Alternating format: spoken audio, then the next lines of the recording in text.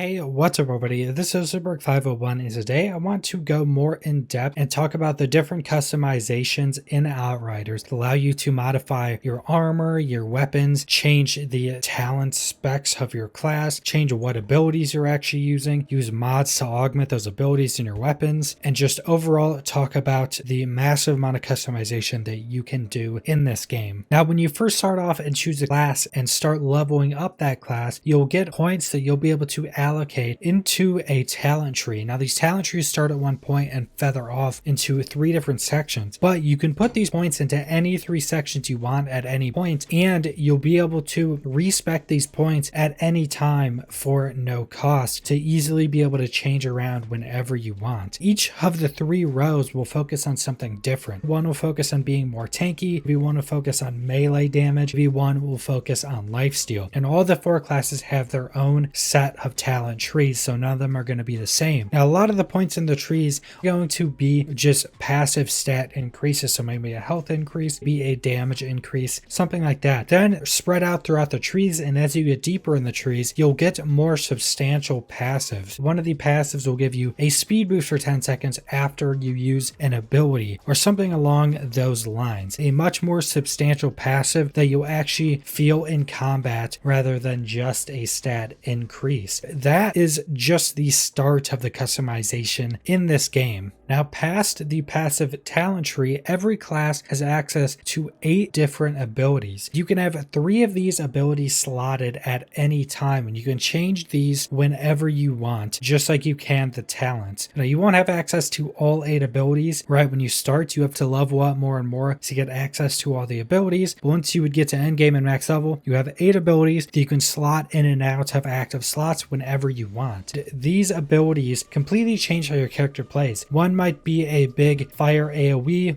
one might be something akin to Blade Storm in World of Warcraft, one might slow time, one might put a bunch of rocks around you to form a rock armor so you can take more damage, possibly reflect bullets, things like that. Even with these abilities, just having 3 active slots and 3 active abilities at the same time, you can slot different abilities that synergize off each other. So maybe you could slow everything and then have a big AoE attack that hits and kills everything once they're clumped up and slowed. Tons of other different combos, and even different classes have abilities that work well with other abilities of other classes, being able to combo when you're playing with other players much more effectively, making the use of different abilities and different combinations much stronger and gives you much more customization overall in your gameplay. Now, all this customization and options are before we get into any weapons or armor pieces, which is the main gearing of the game. Now, all this information isn't completely known yet, so some of the stuff we're just looking at gameplay and seeing stuff that seems to be correct. Some of it is stuff we don't really know anything about yet. Most of the information about weapons and armor we have had enough gameplay on that we can kind of know what's happening with them without them being specifically talked about. We're going to go over crafting, which is completely tied into the weapons armor augmentations. First off, for weapons, all the items in the game, this includes armor, will have mods on them. It's only when you get a certain tier will you get a mod. I'm pretty sure rare gets 1 mod, epic gets 2 mods, and then legendary also gets 2 mods. But the difference between legendary and epic are the tier of mods that can be on them. So there's 3 tier of mods. Once you get to an epic piece, they will have a tier 1 and tier 2 mod on them. One of those can be changed from crafting onto a single item. They both can't be changed. And once you get to legendary, legendaries will have a tier 1 and a tier 3. And from what we've seen, the tier 3 mods are the legendary specific that all have pretty unique effects. Specifically in the newest IGN video, which is where a lot of this information is from, a shotgun they showed causes one of the defensive abilities of the Devastator to be cast on you once you kill an enemy, which is a protective suit of rocks that form around you. A lot of these are going to be very heavily game changing changing. The modifications in this game for weapons all are different things that will happen from specifically using the weapon. Say on the legendary they showed, one of the effects on this one is killing shots grant 15% life leech boost for 15 seconds. And then they also have the golem effect or the armor effect that we just talked about. Some other weapons have shooting causes a lightning strike on the target every 4 seconds, or some of them freeze bullets. They even talked about some of the different combinations you can have in this IGN video. And one of the combinations that they had on a single weapon is that critting something will freeze everything in the area, killing anything frozen will blow up that enemy, causing a big explosion of blood, which damages everything around them. So you can even have, between the two mods on your weapon, you can even have some pretty heavy synergy that completely changes the way you play just on the mods on your weapon. Past the mods, the weapons have an item level, which is what you'd expect. They have a firepower, which I'm not certain if this firepower is just kind of a overall power of the weapon that's not based on the level of the item. And I'm assuming power level is kind of, if you went to Destiny, the power of an item that just kind of shows you the overall power and stats of it. Next, we have 3 additional stats that I'm not certain if these 3 stats are randomly rolled or not. They all seem to be randomly rolled, and these are called attributes. Can actually be raised when you get into crafting, so you can pay resources to raise these attributes. And going off the legendary shotgun that we've been talking about, it has armor pierce, which is a 46.6%, skills life leech, which is 3%, and close range damage, which is 11%. These stats are on both armor and weapons. Again, I'm not exactly certain if these are random. These do seem to be random by how the stats are going, so these will be another random thing, and you'll be able to raise the stats of these by putting more resources into it. So that's another way you can upgrade the items that you get. There are more stats of the weapon that I'm not certain if these are going to be changeable. And like I said, the mods of armor and weapons, you could change one of the mods, but not 2 of them. So once you change one, that's probably the only one you'll be able to change. Not certain on how changing legendary effects or tier 3 mods will actually be. If you'll be able to take a legendary weapon that has a tier 3 on it, if you'll be able to change that to a different tier 3 mod or anything like that. Not certain on that. But then there's also more stats they show, which is clip size, RPM, damage, reload speed, and crit multiplier. Not certain if those are random or if, say, you get this level of this weapon, if those will all be the same or not. Then they have accuracy, stability, and range, and I'm assuming some of these stats that we just went over will change depending on, say, maybe you'll have some passive talents in your tree that maybe make you more accurate or give your weapon some more stability. That would just increase on the weapon card because you have that weapon out. Again, not 100% certain on that, but that's something that would most likely happen. We have something that has not been talked about, and the only reason that I pretty much put this together is because of it showing it in this new video on some of the weapons. There is a variation of weapon firing that is one of the crafting options, and that's